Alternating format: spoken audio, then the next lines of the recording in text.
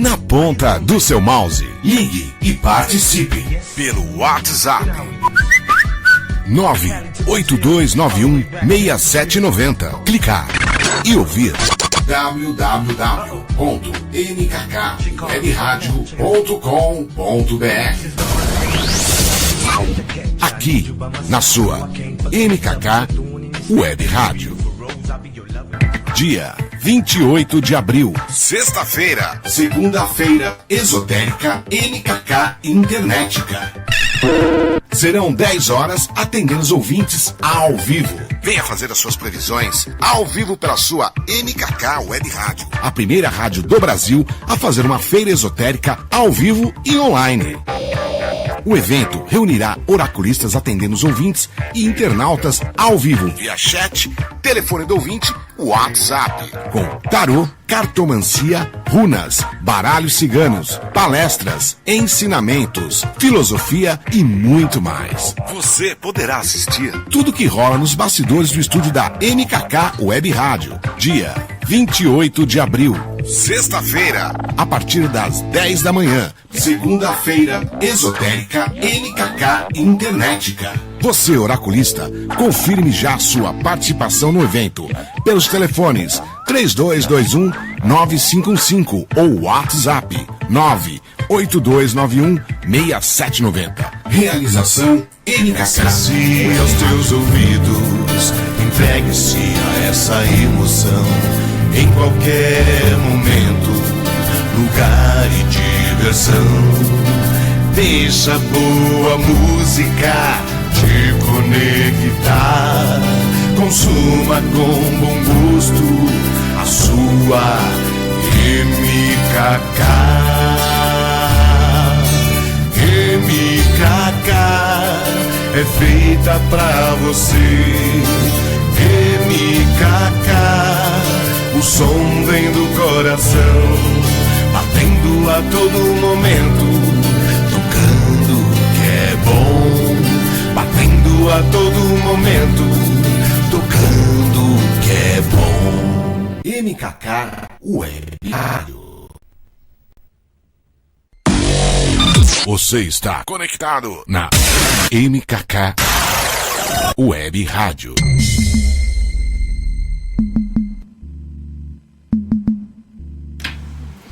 A partir de agora, você fica com o programa Raros, Ricos, um mergulho na alma. Apresentação, ela, Cláudia Canto, aqui na sua MKK Web Rádio. Olá, boa noite, meus caríssimos amigos. Olha, nós aqui de novo, vida longa, o nosso charmoso programa Raros, Ricos, um mergulho na alma, hein? Olha a responsabilidade. Mas antes de começarmos o programa, eu preciso dar uns recadinhos. Se faz necessário. Eu preciso dizer para vocês que nosso programa apoia a campanha dos cachorros abandonados da cidade de Tiradentes e da Favela Maravilha. E se vocês quiserem apadrinhar um desses animaizinhos, é só mandar um e-mail para o claudiacantojornalista@gmail.com.br e falar: eu quero ser um padrinho de um cachorrinho de rua aí da Favela Maravilha ou da cidade de Tiradentes. Gente, é tão fácil e vocês vão estar salvando milhares de vidas. É só me dar um toque lá, tá? E também, se vocês gostarem do formato Raros, Ricos e Milionário, um mergulho na alma, e decidirem: eu quero ser um padrinho do programa Raros, Ricos, um mergulho na alma, também é só mandar um e-mail para mim, claudiacantojornalista@gmail.com. Preciso dizer que além do nosso padrinho lá da Galeria Boulevard 144, que é o Bar Branco e Preto, dizemos também que agora conseguimos mais um padrinho, que é a Muga Brasil. A Muga que me veste com lingeries, acessórios, como toda mulher rica e rara merece. Então, gente, vão lá, vasculhem no Facebook, na página Muga Brasil, que eu tenho certeza que vocês vão gostar muito. Porque já que eles tiveram a solidariedade de patrocinar o nosso programa tão raro e rico, eu tenho certeza que o preço deles é bem adequado ao nosso padrão aqui brasileiro. Então vão lá, Musa Brasil, na página do Facebook, vocês vão descobrir lingeries e acessórios. Eu, com certeza, estarei sempre usando. Bom, e o nosso tema hoje? Primeiro eu vou abrir assim com uma incógnita. Eu vou falar do quase nunca. Hoje falaremos do quase nunca e também do quase nada. O quase nada que mutila, o quase nada que anula, o quase nada que isola, que envergonha, que involui, abate e muitas vezes mata. O quase nada, que é nada para eles que fazem, mas para nós que estamos aqui, muitas vezes traz consequências assim avassaladoras. E é sobre esse quase nada que é o tema do nosso programa hoje. Violência afetiva, psicológica, dependência afetiva também. É um tema sério, gente. Um tema que parece que é brincadeirinha. Aquele tapa que ficou só roxo, que parece nada. Aquele beliscão numa hora imprópria e que você se assusta e que nós nos assustamos. Aquele grito fora de hora, aquele ciúmes exacerbado. É esse quase nada que a gente vai falar. Do que antecede ao tapa na cara, do que antecede a violência física, é do quase nada psicológico que a gente vai falar um pouquinho hoje. E para isso, eu trouxe aqui a Cecília Frei. Ai, meu Deus do céu, Cláudia Canto. Quem é Cecília Frei? Eu juro que essa mulher é tão gabaritada que eu tive que montar o currículo dela assim, é bem sucinto, porque se eu fosse falar de todo o histórico dela, daria um livro. A Cecília participou do grupo Mulheres que Amam Demais, olha só, do MADA. E mulheres que amam demais, e também do DASA. Obrigada, Cecília, do DASA, Dependentes de Amor e Sexo Anônimos. E do CODA, Codependentes Anônimos, de várias irmandades anônimas, do Naranon. Olha só, ela já está aqui se revelando mais, e com muita coragem, porque é muito anônimo tudo isso, mas Cecília está aqui conosco para nos falar de uma forma bastante abrangente e profunda dos casos que ela presenciou e que essas experiências se tornaram empíricas na vida dela para ela se tornar essa profissional que ela é hoje. Ela é psicóloga, terapeuta de casais e ativista quântica, que não podia deixar de ser, né, gente? Bom, eu peço que vocês compartilhem, divulguem, mandem perguntas, porque o tema poderia ser muito saboroso, porque a gente está falando de relacionamentos, né, gente? De amor, mas não é. E a gente trouxe a Cecília para nos contar um pouquinho dessas experiências. Cecília, boa noite. Boa noite. Bom, hoje a gente tem pouco tempo, né? Então eu já vou começar falando qual é o meu canal para o pessoal achar lá. Sim. Eu fiz umas playlists, né, sobre como criar relacionamentos saudáveis, que eram os meus assuntos mais abrangentes inicialmente. Depois eu afunilei para dependência afetiva, porque eu vi a grande necessidade, né? Então eu tenho lá a playlist de dependência afetiva. Fiz uma outra série falando de você está sendo manipulada, né? Porque toda essa coisa que a gente vai falar hoje começa com uma manipulaçãozinha básica, tá, né? Então deixa eu fazer uma aspas. Qual é o endereço do seu canal, já para anteceder? É o Cecília Frei Criando União, Uhum. e é o mesmo nome do meu Face, Cecília Frei Criando União. E daí, assim, no final também, porque a gente acaba esquecendo, né? Quem quiser mandar alguma mensagem pra mim, alguma coisa, Messenger Cecília Frei. Tá, a gente fala depois os endereços no final do programa novamente. Tá? Porque a gente acaba depois se atropelando e esquece. Então, não, foi porque hoje a gente tá com pouco tempo. E né? é um assunto muito aprofundado, tem várias vertentes, várias situações, depende de processo histórico, cultural, de um monte de coisa. A gente vai fazer um funilamento, mas eu de antemão já falei pra Cecília, eu quero você de novo aqui. Então, calmem que a gente traz de novo a Cecília, porque eu sei que é muita coisa. E aí eu pergunto pra ela, Cecília, eu quero que você nos conte um pouco dessa sua experiência com MADA e com DASA. Há exatos 20 anos eu comecei minha jornada de recuperação, né? E comecei primeiro assim com vários terapeutas que não conheciam de dependência afetiva, não conheciam de codependência. Eu na época vinha de uma série de relacionamentos abusivos com pessoas envolvidas em uso de substâncias, então abuso você de passou substâncias. por isso também. Sim. E então aí eu fui de um em um e puxa, e tentava uma técnica, e tentava outro, não me ajudava. Eu estava exatamente dentro do meu relacionamento último, né, que eu chamaria, que as pessoas chamam de fundo de poço. Fundo de poço significa quando você chega no seu limite de falar assim, não, tá horrível, não dá mais para aguentar, tô no pior, não dá para ficar, então deixa eu dar uma virada nisso, né?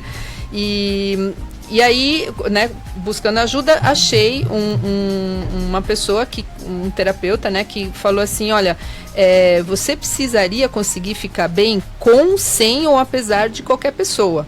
Né? Não dá para você ficar, né? Eu ia na sessão e falava dele, porque ele fez isso, porque ele fez aquilo, que é como eu recebo as pessoas hoje. Entendi. Elas só falam dele, né? Porque a maioria das dependentes afetivas é de mulheres. E eu tinha esse mesmo comportamento e essa coisa de apontar o dedo para o outro e não ver como eu estava envolvida nisso. Entendi. E aí essa pessoa falou, bom, tem tais grupos, me referendou os grupos anônimos, eu comecei a frequentar e num desses eu vi uma outra terapeuta que com essa eu me identifiquei muito porque, como a gente estava falando no telefone, né? Essa me ajudou a ter contorno. Porque o codependente, o dependente afetivo, uma das características é que ele não sabe onde ele começa, onde ele termina e onde começa e termina o outro. A gente vive a vida do outro, a gente controla o outro, quer saber do outro, quer ajudar o outro, é o outro. E com isso a gente se distrai da própria vida. E essa moça, né, essa terapeuta na época, ela comecei a fazer com ela, né? E ela falava assim, ó, isso pode, isso não pode. Você não atende telefone, você não... Na época não tinha redes sociais, né? 20 anos atrás, toda essa coisa que tem hoje, né?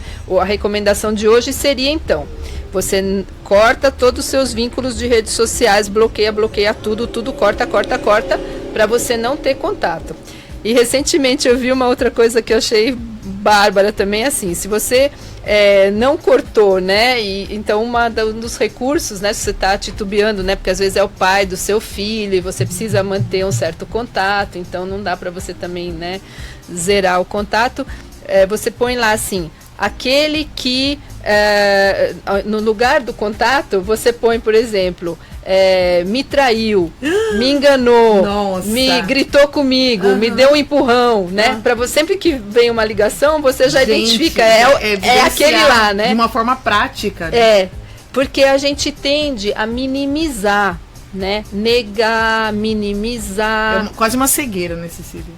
Porque você acostuma, né? Tava falando pra vocês lá no bar, né? Que parece o sapo que você põe pra cozinhar na água fria, liga o fogo embaixo. Adorei essa metáfora. Ele vai relaxando, a hora que ele percebe já tá cozido.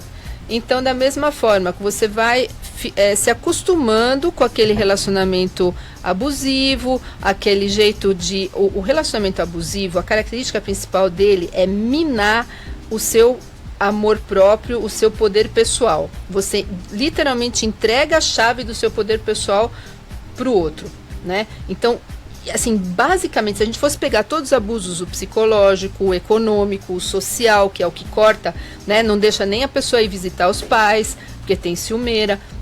Então, se a gente fosse afunilar todos eles, para poder exercer poder sobre o outro, porque acha que aí vai ficar que nem um cachorrinho acorrentado lá do lado e vai estar garantido. Né? Só fica sem vida social.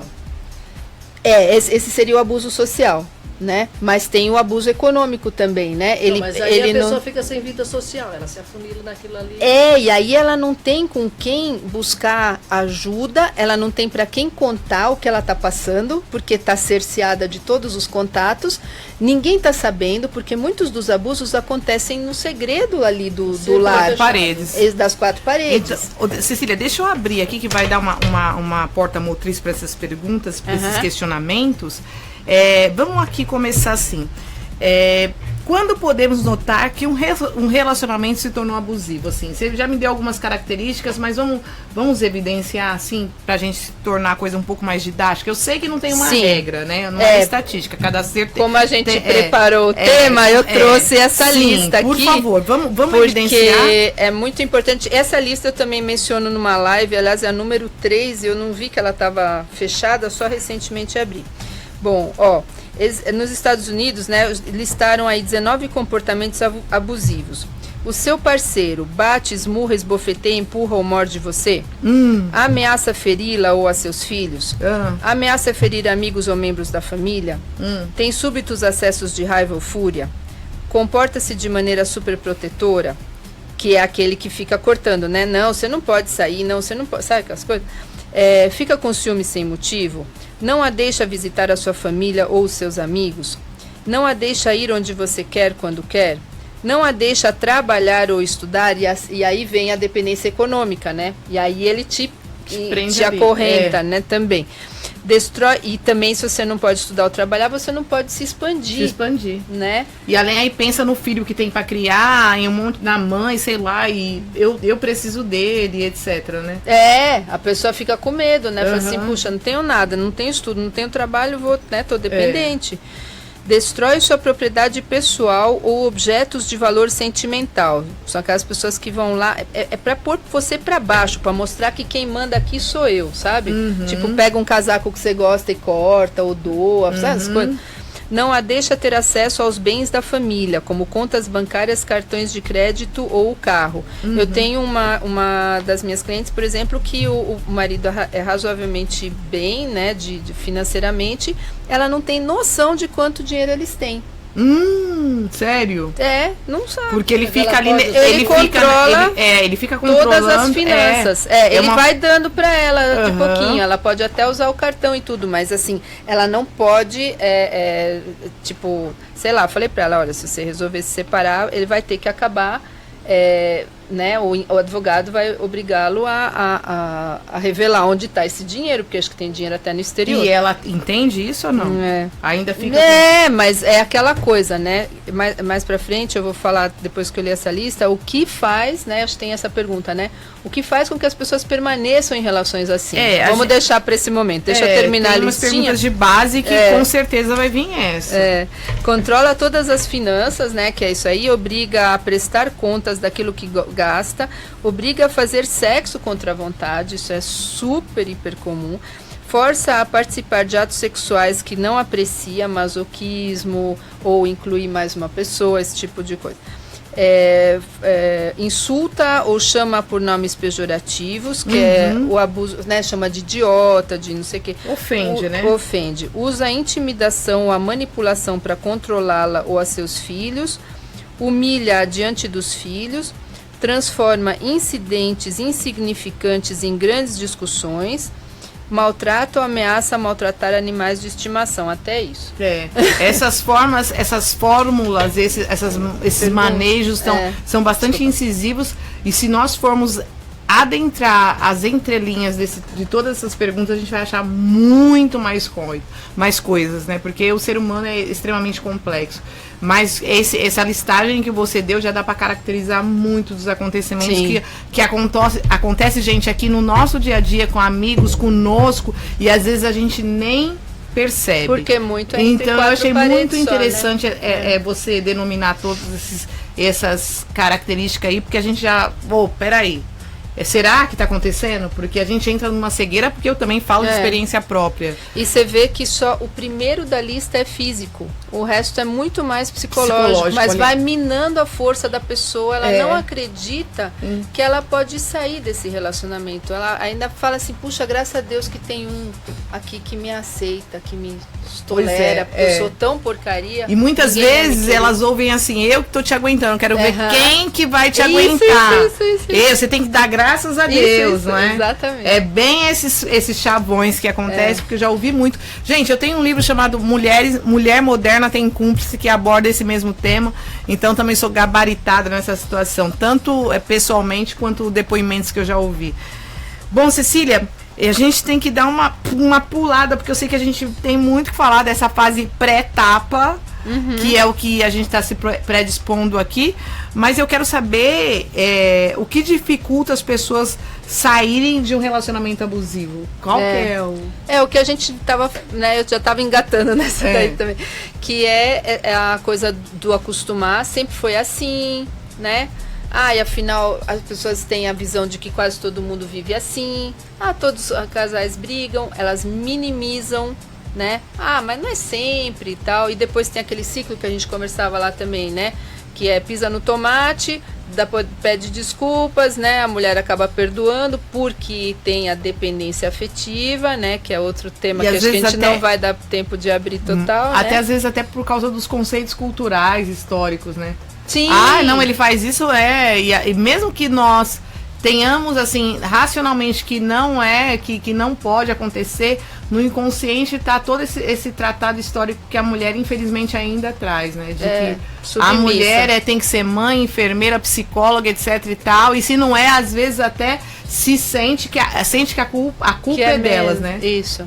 Não, a culpada foi eu. É uma coisa incrível isso. Ou se eu parar de fazer as coisas que irritam ele, eu não vou ser mais abusada. Então ela fica por tentativa e erro, tentando ver como é que ela consegue agradar e escapar do abuso. Então ela sempre tem uma esperança de que ele mude, né? De que ele empatize, né? Que ele sinta empatia. E aí vem o ponto que a maioria, né, dos abusadores, eles fazem parte de uma categoria que a gente chama pessoas com distúrbio de caráter. O código de ética dessas pessoas funciona de um outro jeito. Elas não se intimidam por culpa ou vergonha. Tá, então eu vou fazer um adendo, porque a Cecília, assim, eu ia perguntar, mas ela tá dando característica desses agressores. Então, isso. São as características dos agressores. Voltando lá, quais são? Diga-me. Então, são homens que, num primeiro momento, eles são bastante sedutores. Né? Eles agradam.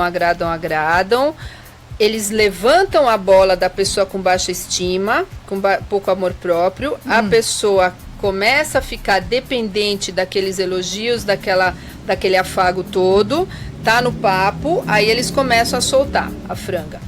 E aí, aos poucos, porque não é genuíno, não é de coração, é um agradar, é uma relação... É racional, né? Vou fazer isso, vou falar pra isso ganhar aquilo. Porque eu trago aquela vítima pra mim. Né? E são também dependentes emocionais, porque eles também precisam preencher o vazio deles com o outro. Então eles também são? Também são. Sim, eles também são. E a dependência afetiva, ela se caracteriza pela dificuldade de dar e receber afeto genuíno. São pessoas que funcionam com egoísmo, porque egoísmo não no sentido moral, mas no sentido de que não conseguem trocar afeto. Então elas são vazias delas mesmas, do tal do amor próprio. E é assim que um precisa do outro precisa do um. E aí forma essa codependência, né? Forma essa engrenagem doentia. Uma relação tóxica. É terrível. Exatamente. E só que nós temos uma pessoa que tem um código de ética diferente, que não sente empatia, não sente a dor do outro, não se sensibiliza com culpa e com vergonha. Então, sempre o codependente, aspas, vítima, fica na esperança de que uma hora ele vai perceber que eu estou sofrendo também. Ele vai melhorar, eu vou conseguir, porque a mulher tem todos esses parâmetros, né? Da natureza, que ainda é mãe, é enfermeira, é tudo. É cuidadora, né? Por natureza. Não, ele vai melhorar, eu tenho certeza, eu vou ajudá-la, é uma coisa terrível.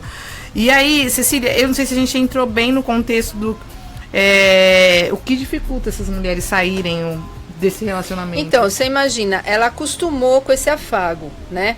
Então, ela está sendo cozinhada ali, que Deus sabe. Ela tem também, medo, na verdade, né? Ela tem... Porque aí depois, conforme ele vai retirando, conforme ele vai mostrando a face real, aí ela fala assim, não, uma hora vai voltar para aquilo que era, porque eu sei que ele é assim. Ele era tão bonzinho, né? Ele Quando era eu conheci.